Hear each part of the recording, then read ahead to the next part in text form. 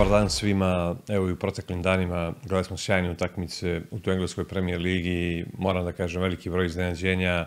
Sigurno da Manchester City da vodi 2-0, malte do samim pre kraju utakmici, da to Manchester City ispusti, to se odavno nije desilo. S druge strane Chelsea koji igra tu protiv jednog Bournemoutha, koji je u jednoj kvalitetnoj formi. Chelsea imao 1-0, nekoliko situacija u prvom povremenu da ode na 2-0, čak da je dao gol, možda bi to otišlo i više. Nije i onda dođe do preokreta, primije se brza 2 gola i onda onako Chelsea se spašavao u posljednjim minutima da ne izgubi na Stamford Bridgeu. Sinoć smo gledali sjajan meč, da kažem, dramatičan meč između Manchester Uniteda i Southamptona i sigurno da je to ostalo onako, što se kaže, najbliže nam ovako da prokomentarišemo, a prokomentarisat ćemo posebno i taj Nottingham Forest koji je igrao protiv Liverpoola iz prostog razloga jer vidimo u Nottingham Forestu neki igrači koji su nagovijestili jedan ekstreman talent, pa su kasnije, što se kaže, bili sklonjeni, sada onako vraćaju se na najveću moguću scenu, na najbolji mogući način. Evo da krenemo od Manchestera, s njom što je najsvježije, Amad Diallo, mladi igrač koji je došao za 20 i nešto miliona iz Atalante prije nekoliko godina Manchester United, mučio se, išao je na pozajmice, vraćao se i sada odjednom iz nekog trećeg plana u odnosu na sve ono što je bilo. Amad Diallo, onako jedan ljevak, izuzetno brz, kvalitetnom završnicom, nekoliko puta već u posljednjim kolima izvukao je, što se kaže, Rubena Amorima iz teških situacija, jer sinoć Manchester United, mogu slobodno kažem, bio je na rubu propasti protiv najslabije ekipe u ligi, koja je ubedljivo posljednja. Manchester se mučio, gubio do pred samog kraja i da je Manchester kojim slučajem sinoć izgubio tu utakmicu ili možda da je odigrao neriješeno, vjerovatno bi se razmišljao sad u Manchesteru, bez obzira što je Ruben Amorim došao, što se kaže, prije nekoliko mjeseci da se od ljeta traži neko drugo rješenje na toj poziciji, neko što je tu puno kvalitetniji, jer posljednji rezultati koji imao igre uopšte Manchester Uniteda bili su daleko od potrebnog nivoa i to je onaj pokazatelj kad Manchester United se brani pa igrate, što se kaže, iz kontra na tranziciju. Puno je lakše da se igra nego kao sinoć gdje je Manchester United bio apsolutni favorit i gdje je Manchester United morao sinoć da napada od samog starta, da izlazi visoko i da ostaje veliki prostor iza te posljednje linije i vidjeli ste koliko je u stvari teže kad se napada nego kad se brani pa se igrač, se kaže, iz toga bloka. Nottingham Forest,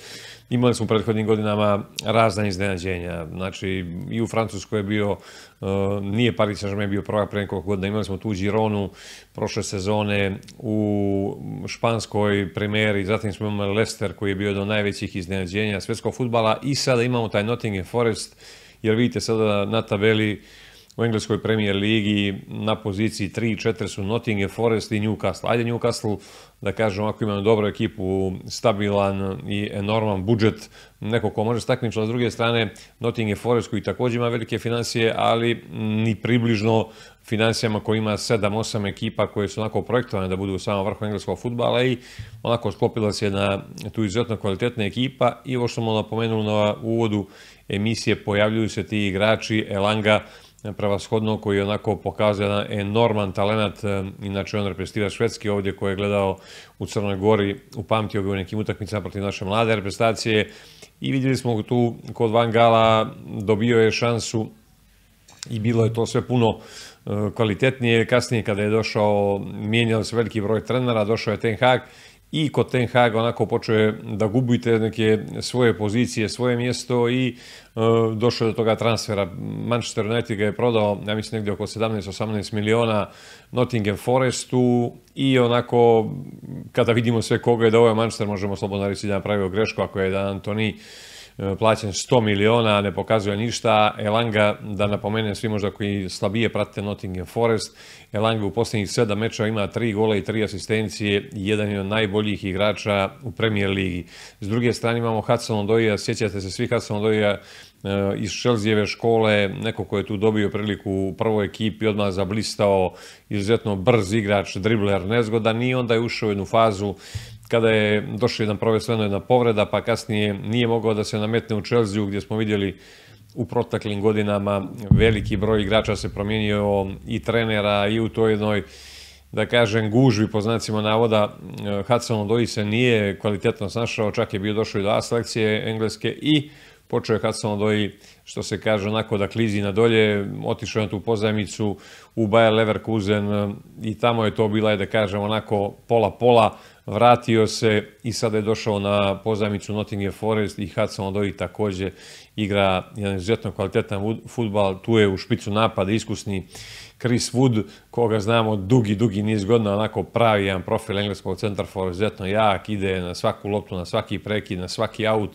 i jednostavno prija mu što ima tako brza krila oko sebe. I ono što je možda i najveća snaga sigurno jeste Nottingham Forest, a to su dva stopera, Milenković, koga sjajno znamo, i jednostavno Milenković koji je tu iz Partizana prešao u Ferentinu. Nagovješta u Ferentini već tih prvih godina dok je bio izuzetno mlad da može ide na taj top nivo, ali onda je došao par godina u Fiorentini gdje ni on nije bio na tom svom nivou. Nikola Milenković je zatim otišao, bilo to svjetsko prvenstvo u Kataru, gdje također puno se očekivalo od njega u tom sistemu sa 3 stopera koje je forsirao Stojković. Sjetimo samo onih grešaka koje je Milenković imao protiv Kameruna, jednostavno nije bio, daleko je bio tog nivoa prvih godina u Fiorentini i onako pričalo se puno o njegovom transferu proteklih godina. Na kraju završio je sada posle ovog evropskog prvenstva koje je odigrao, moram da kažem, kvalitetno. Došao je taj transfer u englesku Premier ligu za 12-13 miliona i sada je Nikola Milenković jedan od najboljih stopera u Engleskoj i sigurno biće izuzetno tražen kada dođe taj ljetni prelazni rok. Već i sada su ga mnogi pominjali kao rešenje za najveće klubove, ali definitivno kada dođe ljetni prelazni rok Nikolu Milenkovića po meni očekujem veliki transfer. I tu je taj jedan Brazilac Mourinho, jedan dobar scouting Nottingham Foresta koji je tu doveo tog kvalitetnog stopera Brazilca i njih dvojica igraju sjajno, odbrana kompletna. Nottingham Forest ekipa koja je primila najmanje golova, ja mislim, u Premier ligi, ili možda da ne budem skroz, što se kaže, mislim da je 20 golova, 20, da li je neko primio 19, nisam siguran, ali jedno od najboljih odbrana je odbrana Nottingham Foresta u Premier ligi. Da kažem, ako dvije najbolje odbrane su tu još odbrana Liverpoola i Arsenala. Ako vidimo da je jedan Manchester City primio sezone čak 29 golova u Premier ligi, što je prosto za neke standarde Manchester City bilo ranije nemoguće, i u svim ostalim takmičenjima Manchester City prima veliki broj golova, onda možete shvatiti koliko dobar posao radi Nikola Milenković i Mourinho, kompletna odbrana i kompletan stručni štab Nottingham Foresta, da ovako sjajno izgledaju. Ovo već sada nije ni početak sezone, ovo je već ta, da kažemo, jedna početak druge faze ove sezone i sigurno velika prilika da Nottingham Forest, jedan velikan svetskog fudbala istorijski, vrati se na tu najveću scenu i ko zna, možda ove sezone vidjet ćemo kako će sve to izrašavati do kraja, možda Nottingham Forest prije ovih mančesterskih velikana dođe do Lige šampiona, što bi bilo prosto nevjerovatan uspjeh, s obzirom da je sada Manchester United daleko od svih ozbiljnih priča u ovoj sezoni, da bi se popeo negdje gore visoko, čak i do tih nekih mjesta za Evropu. Sigurno da Nottingham Forest može, ili vidjet ćemo da li ima i mogućnosti da do samog kraja izdrži tu trku. Definitivno igraju jedan izuzetno kvalitetan fudbal, sada je Liverpool bio na rubu poraza. Što se tiče engleske Premier lige, da kažemo da jednostavno tu Liverpool i Arsenal će se vjerovatno boriti za titulu samog kraja. Mislim da Liverpool ima po meni trenutno i kvalitetniji sastav, igra bolji fudbal i jednu veliku prednost, 4 bode razlike. Liverpool ima utakmicu manje i vidjet ćemo, što se kaže, kako će to sve ispasti do kraja. Mislim da je Arsenal, gledajući sve ono što se dešavalo prošle sezone igrao je sjajan fudbal, ali prošle sezone Manchester City je bio fenomenalan u engleskoj Premier ligi. Ima utakmice te Serie A, također u Serie A bilo je neko izuzetno kvalitetnih utakmica. Gledali smo ta dva učesnika Lige šampiona iz Italije, Inter, Bologna, sjajan meč i ovako sve čestitke za Bolonju. Izdržala je, što se kaže, da ne bude poražena protiv Intera na Meaci 2-2 i utakmica. I gledali smo Juventus, jednostavno Juventus protiv Atalante. Teško Juventus ide ove sezone, definitivno veliki broj utakmica. Juventus koji je poveo nije uspio da izdrži do kraja. Vidjeli ste, nema Vlahovića, došao je tu sada Kolo Muani, fali ti golova, onako jedan gol ili 2 gola u posljednja 2 meča ili gol po meču, sigurno da nije nivo Juventus. Juventus je sada što se kaže, daleko od svih tih favorita, gore za sami vrh, prevashodno tu sada onako odvajaju se već Napoli, Inter i Atalanta. Vidjet ćemo Napoli, otišao je Kvaratskhelia u Paris Saint-Germain, sigurno veliki novac, vidjet ćemo kako će se Kvaratskhelia snaći u francuskoj ligi, jedna izuzetno zahtjevna liga gdje su strahovito brzi defanzivci u francuskoj ligi, ko god prati, ko je gledao ili uopšte ko voli francuski fudbal, vidio da je strahovito teško igrati u Francuskoj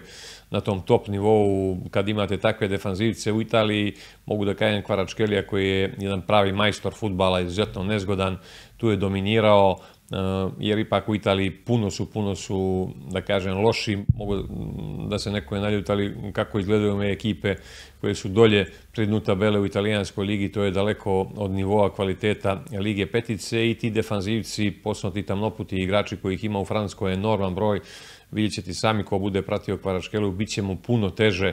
nego što mu je bilo u Italiji, iz prostog razloga jer su ti momci toliko fizički spremni i jednostavno izuzetno je, što se kaže, teško igrati protiv njih, bez obzira što i Paris Saint-Germain u većini tih utakmica dominira, ali jednostavno neki driblinzi koji su vam prolazili u Italiji, sada treba još više da ih usavršite da bi protiv tako brzih igrača prolazili i u Francuskoj. Negdje je to, pominjali smo i ranije, Nemanja Radonjić, onako koji je prošao kroz te lige tu petice, pa kad došao u Francusku, kad su ga pitali Nemanja, kao ta tvoja brzina koja je enormna, kako je koristiš u Francuskoj, on je rekao dosta loše, jer tamo su definitivno skoro svi brzi kao i ja. Sigurno fokus ovdje, ono što želimo da ispratimo, ono što će nam doći veoma brzo, za 5 dana, prvi put u istoriji evropskog fudbala igrat će se da li Kup šampiona ili ova nova Liga šampiona, ne nova u novom formatu, nego koja je novo formirana ovako takmičenju u ovom, što se kaže, nazivu Liga šampiona, igrat će se prvi put u januaru i već Zvezda za 4-5 dana, u utorak protiv PSV-a, sigurno jedan strahovito važan meč, i Dinamo također koji će u srijedu igrati svoj meč. To ćemo detaljno ispratiti ovdje i najaviti u ponedeljak, jer stvarno je ovako na veliko iznenađenje svih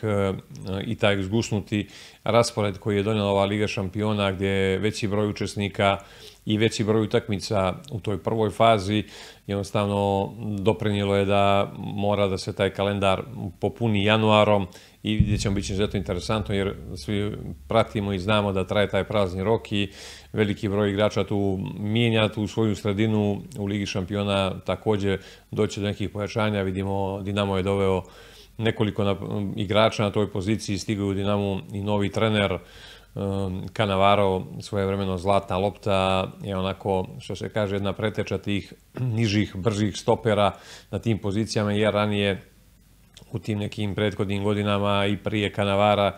teško se moglo vidjeti da neki niski stoper se nađe na toj poziciji, a Cannavaro onako uspio da nametne jedan svoj kvalitet, prevashodno fizički, a naravno i jedan talent koji je imao Fabio Cannavaro i postoje s te pozicije, ajde da kažem, isto velika zasluga ide italijanskoj reprezentaciji što je došao do te zlatne lopte. Za predstojeće dane odabrao sam 4 para iz njemačke Bundeslige, Bochum Leipzig, dao bi prednost Leipzigu dvojka, zatim iz engleske Premier lige Brentford Liverpool, očekujemo sjajan meč, tu bih odigrao gol, francuska Liga 1, Lens Paris Saint-Germain, dao bi prednost Parizu dvojka i utakmica gdje očekujemo sjajan meč, izuzetno interesantan meč između Manchester Uniteda i Brightona, tu bih odigrao gol.